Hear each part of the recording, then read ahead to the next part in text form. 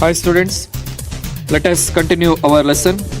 Agriculture is a part number 5. Last time we have discussed about crops, non-food crops or commercial crops and different types of season. What are the different types of crops grows in India? Okay, these all things we have discussed last time. So today's topic is technological and institutional reforms. So what are the developments we have observed in India to develop the agriculture? Because agriculture is a backbone for the nation. Okay.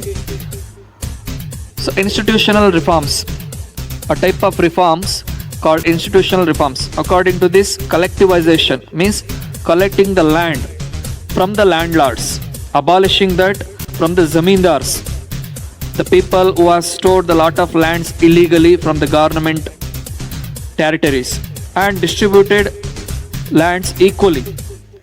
But these plans not run for the long time because of some reason it's not implemented properly or it's not run properly for the long time. Second type of things we can observe, that is between 1960 to 1970 there is some revolutions. Revolutions means some turning points to develop agriculture, that is called Green Revolution. In Green Revolution, crop production purpose, to increase crop production, some steps has taken. Next one is White Revolution, to increase the dairy products, example milk, there are some steps has taken. Okay. And third point is Kisan Credit Card, KCC, Personal Accident Insurance Scheme, also a type of projects which gives strength and confidence to Kisan. Kisan means here agriculturist. These plans were introduced.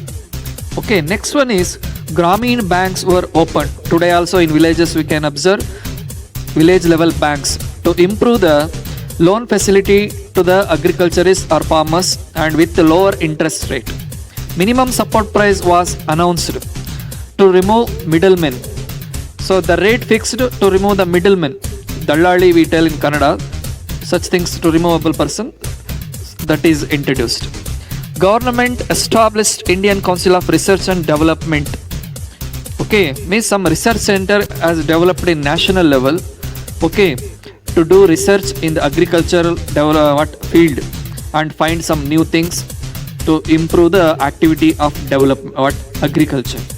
So this all steps has taken by some different government and of course from the departments. Next one is impact of globalization on agriculture. What is the impact of globalization on agriculture? 1990s what happened? Because of globalization, so many things happen with agriculture. First one is farmers had to face new challenges.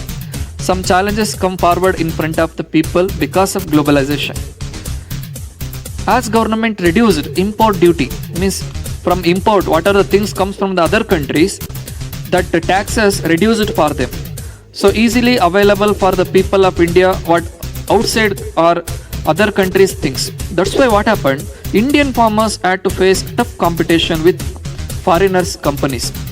Okay, and very less profit to our local or Indian agriculturists because there is a tough competition against the foreign things. So we can see Indian farmers are leaving agriculture because of this and shifting to other sectors. So they are changing their occupation because of they are getting loss.